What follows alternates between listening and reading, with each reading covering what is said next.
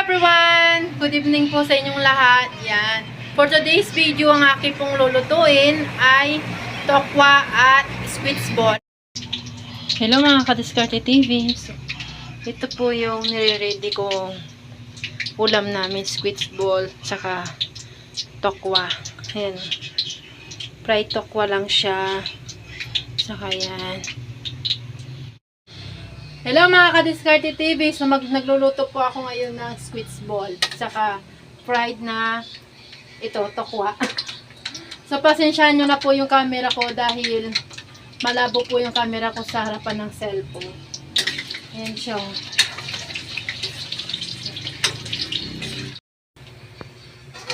Ito yung tokwa. Ito yung squid ball. Ayan. Pag nag golden brown na po siya, pwede na siyang salain. Ayan. Kunin.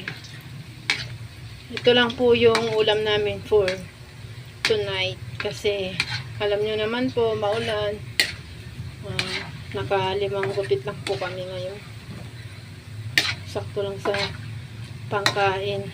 Yun nga lang, walang naitabi na pangbayad dito sa bayarin. So, tiis lang talaga. Hindi naman kasi araw-araw is Pasko.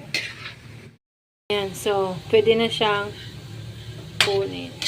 Ayan. Galain ko na siya mga Kadiskarte TV. Ayan. So, susunod ko na po yung tokwa.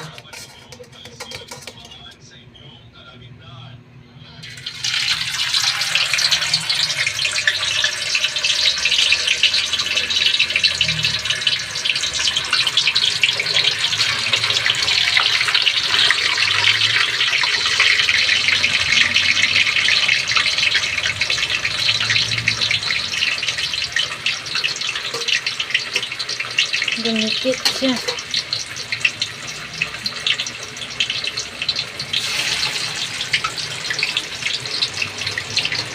Lakas ng ulan na Kadiskarte TV sa labas. Naputo.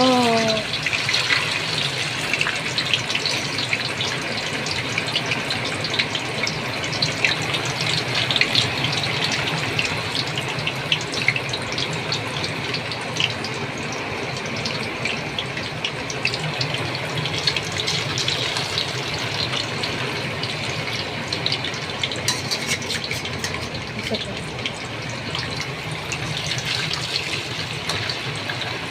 pa.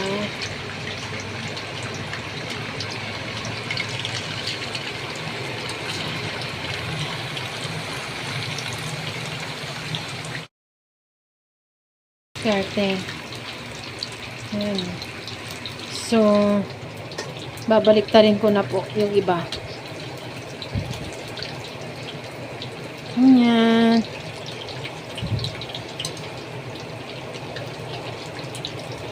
Ano ba?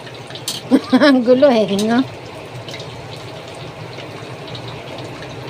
Ayan. Mahalaga sa buhay mga Kadiskarte ay kontento tayo. Kung ano mang mayroon sa atin, kung ano mang mayroong pwedeng kainin, ay yun ang kakainin. Hindi mag-iinarte at maghahanap ng iba na wala naman, di ba? Sa buhay, kailangan matuto tayong makontento. Matutong magsumika, matutong mabuhay na maging payapa, ang maging masaya.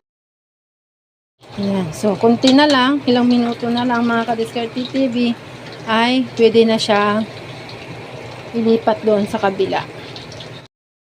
Ayan na mga Kadiskarte TV, malapit na siyang iahon. Ayan. Makakakain na rin kami sa wakas ng dinner for tonight. Ayan na ang aming hapunan mga Kadiskarte TV, ang squid ball tsaka tokwa. Ito yung ginawa kong sausawan at kanin ko. Andun yung kanin niya. Kain po tayo. Huwag niyo pong kalimutan mag-like and subscribe sa aking YouTube channel. Thank you. Thank you for watching mga Kadiskarte TV. God bless you all everyone. Ingat pang lahat.